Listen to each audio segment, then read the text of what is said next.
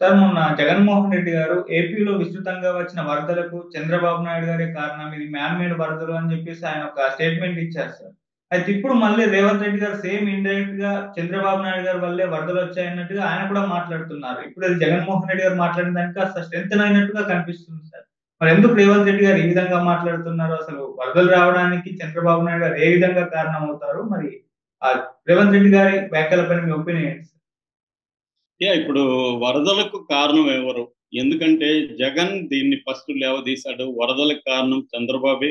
చంద్రబాబు ఇంటిని వరదల్లో నుంచి ముప్పు నుంచి కాపాడడం కోసమే అక్కడ బుడమేరకు సంబంధించిన డైవర్షన్ దగ్గర ఉన్న గేట్లను 11 గేట్లను ఆ, తీసేశారు. దానివల్ల 60,000 క్యూసెక్కుల వాటర్ వచ్చేసింది. ముందస్తుగా హెచ్చరికలు జరపలేదు అనేది ఒక కారణం అయితే, రెండవ కారణం 28వ తేదీ ఆగస్టు 28వ తేదీ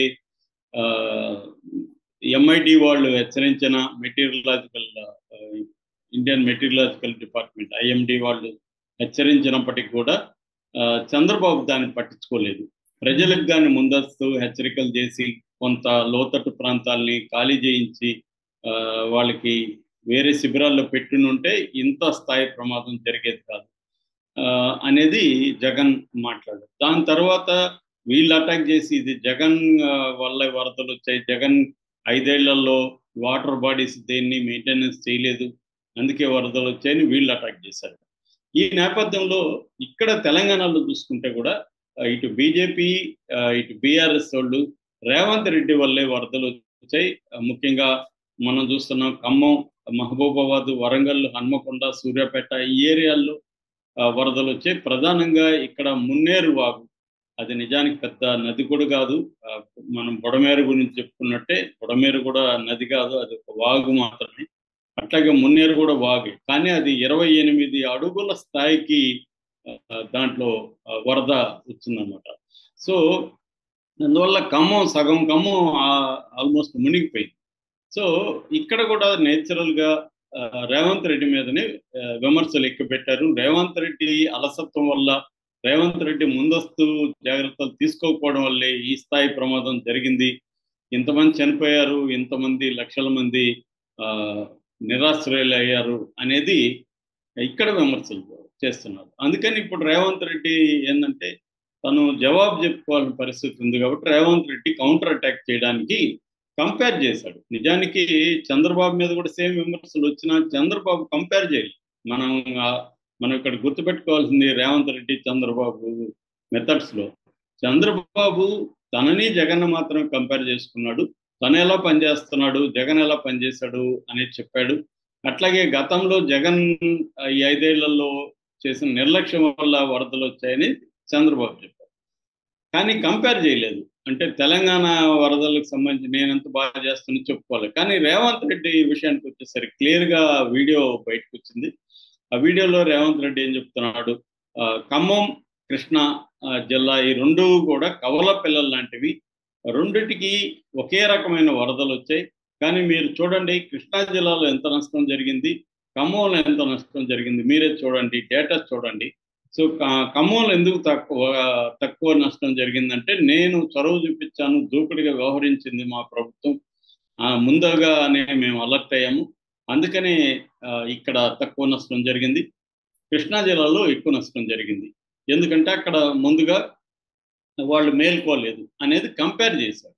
సో నిజానికి ఆయన కంపేర్ చేయాల్సిన అవసరం లేదు, ఎందుకంటే ఆ వరదల పరిస్థితి వేరు, ఆ ఇంటెన్సిటీ వేరు, దానికి సంబంధించిన చంద్రబాబు కూడా అక్కడ పనిచేస్తున్నాడు. నిజానికి చంద్రబాబు రేవంత్ రెడ్డి పనితీరు కంపేర్ చేసినప్పుడు రేవంత్ రెడ్డి కంటే చంద్రబాబు బెటర్గా పనిచేస్తున్నాడు అన్న అభిప్రాయం అయితే సామాన్య జనంలో కూడా కలిగింది. దానికి ఒక కారణం వాళ్ళకి తెలుగుదేశానికి మీడియా ఉండి విపరీతంగా ప్రతి మూమెంట్ని ఫోకస్ చేయడం, అదంతా కారణం కావచ్చు. ఎందుకంటే మీడియా అంతా కూడా చంద్రబాబు మీద ఫోకస్ అయింది, రేవంత్ రెడ్డికి సొంతంగా అంటూ మీడియా పెద్దగా లేదు.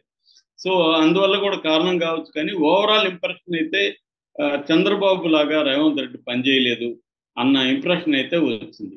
సో దీనికి సమాధానంగా రేవంత్ రెడ్డి ఇది అన్నాడు. ఇప్పుడే ఇదేమైపోయిందంటే వైసీపీ వాళ్ళకి రేవంత్ రెడ్డి ఒక ఆయుధాన్ని అందించినట్టుగా అయిపోయింది. ఎందుకంటే వైసీపీ కూడా సేమ్ ఆరోపణలు చేస్తుంది.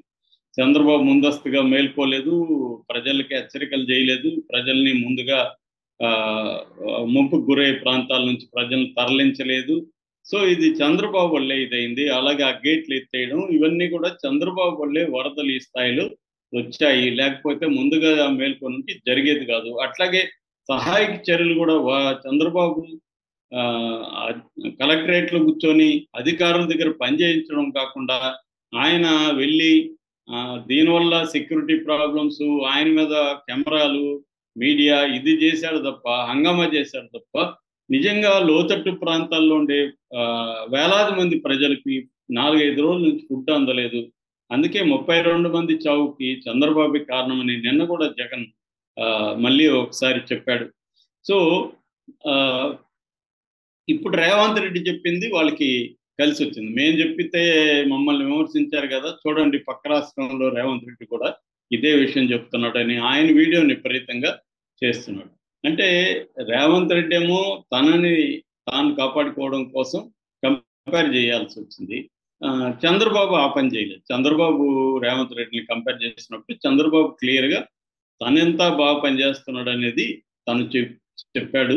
అట్లాగే జగన్ మీద విమర్శలు పెట్టాడు తప్ప తెలంగాణ కంటే నేను బాగా పనిచేస్తున్నాను అనేది కంపేర్ చేయాల్సిన అవసరం లేదు. ఎందుకంటే ఇప్పుడు ఈయన గుజరాత్ని కంపేర్ చేస్తున్నాడా, లేకపోతే కేరళని కంపేర్ చేస్తున్నాడా, చెన్నై తమిళనాడు కంపేర్ చేయలేదు కదా రేవంత్ రెడ్డి. ఇక్కడ ఎందుకు కంపేర్ చేస్తున్నాడు?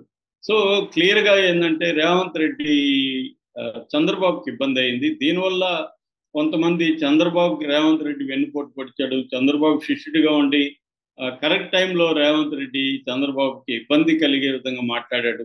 ఇప్పుడు దీనికి రియాక్ట్ ఎవరు ఇంకా తెలుగుదేశం నుంచి అవ్వట్లేదు.